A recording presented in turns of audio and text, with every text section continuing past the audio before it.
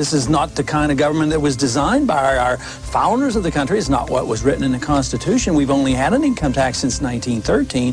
But if you want a welfare state, and if you want to police the world and pay for the defense of Japan and Germany, send foreign aid to the Soviet Union, you not only need the income tax, you need the Federal Reserve to print up the money when the deficit is accumulated. So we think the government should be much smaller. During the next decade, the American people will become poorer and less free, while they become more dependent on the government for economic security. This country is in the middle of a recession for a lot of people. Michigan knows about it.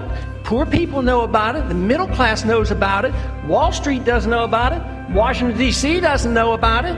But it's because of the monetary system and the excessive spending. It's no joke. He is America's last true statesman, and he has actually been saying the same thing for the past 30 years about what our federal government needs to do to serve the people. That is, namely, follow the Constitution. The Federal Reserve credit created during the last 8 months has not stimulated economic growth in technology or the industrial section.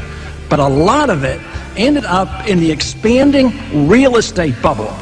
This too will burst, as all bubbles do. How could it be that you knew this on the banking committee in 2003 and nobody else did until after the collapse?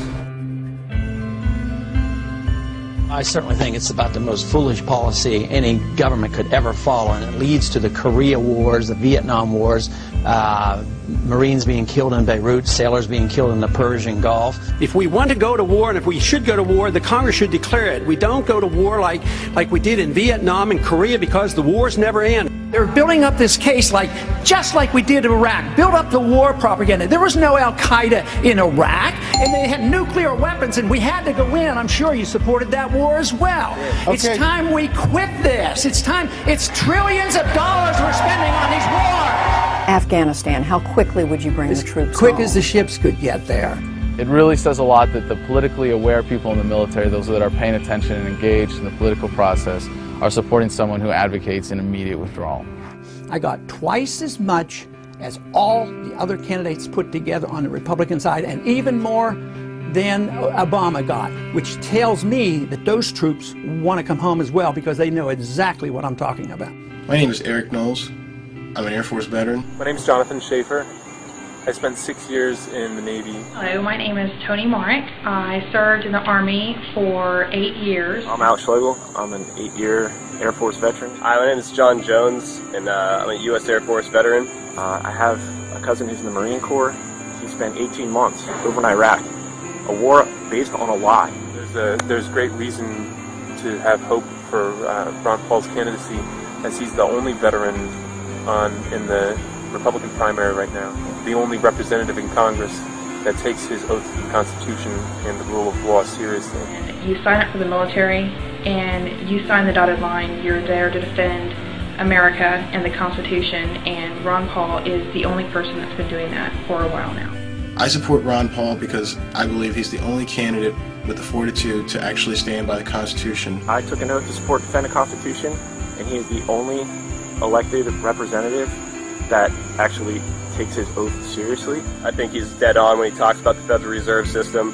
It's only because the government is able to print money to pay for the war that we're able to stay at war. And that act of printing money makes us all poor. It's been going on and on because we just plain don't mind our own business. That's our problem. During the last campaign, I knew what was happening. You know, they mocked me for my foreign policy and they laughed at my monetary policy. No more. President Obama has 42% of voter support, and Representative Ron Paul, 41%. Wow! I see a fantastic movement at the grassroots. This man brings together people of all races, all socioeconomic backgrounds, all political affiliations, because freedom is truth and truth is power, and we can live and be free in this country if we believe we can. What's appealing about him overall is that he is intellectually honest and that he obviously has a lot of integrity. Ron Paul is at least not a pander, he's sincere. The reason people are worked up about Ron Paul is because they sense that he's genuine, that he's not a sellout, that he's not taking money to espouse certain positions like 99% of other politicians. The one guy in the field, agree with him or don't agree with him, who doesn't go out of his way to regurgitate talking points or change what he believes to fit the audience he's in front of. You served, as you said, 20 years in Congress, but you're not going to take a congressional pension. Right. As an obstetrician, you never took Medicare or Medicaid for your patients. Never. I'm personally endorsing Ron Paul for President of the United States for 2012. A lot of stuff he says makes perfect sense. Mainstream is moving in the direction that I have been talking about for a long time. And everything he has said has been truth. And a lot of stuff Obama has said has been lies. I will promise you this, that if we have not gotten our troops out by the time I am president, it is the first thing I will do. I will get our troops home. We will bring an end to this war. You can take that to the bank. So does that mean you can tell us today that you will not change the 16-month timetable? I like Ron Paul. I think he's a cut from a different cloth than the rest of those people who are, of course, selling their souls to the corporate interests who back them.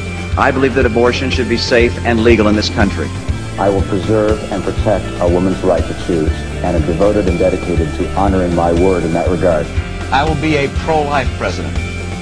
He came to Austin as a Democrat, and then he ran into Karl Rove, and Karl Rove whispered in his ear, he said, look, you're a good-looking guy, your politics are kind of conservative.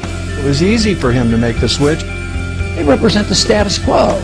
And this is what excites so many people now. They're sick of the status quo. Suddenly, a lot of people who love the country and haven't voted precisely because they feel like it would be an insult to the great history of this country to vote for one or the other criminal, are so excited at the prospect that, wait a minute, maybe the country can be saved after all.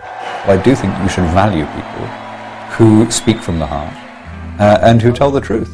And you should also value people who honor the vision of your founders and respect the most sublime constitution devised by human intelligence. We want an America full of principled people. Not people who say one thing and do something else. Say anything to get elected, but who say what they mean what they say, and they live their lives by those principles.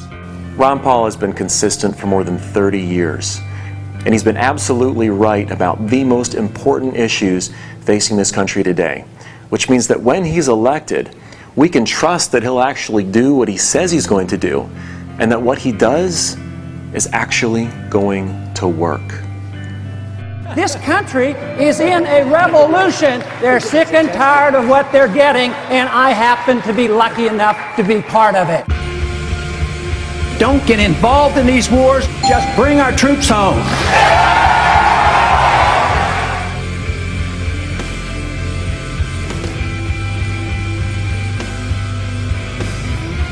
There is absolutely never a reason to give up 1 ounce of freedom for the sake of security. It won't work.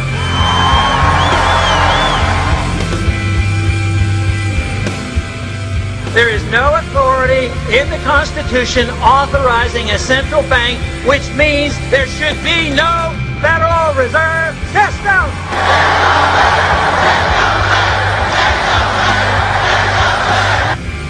An idea whose time has come cannot be stopped by any army or any government.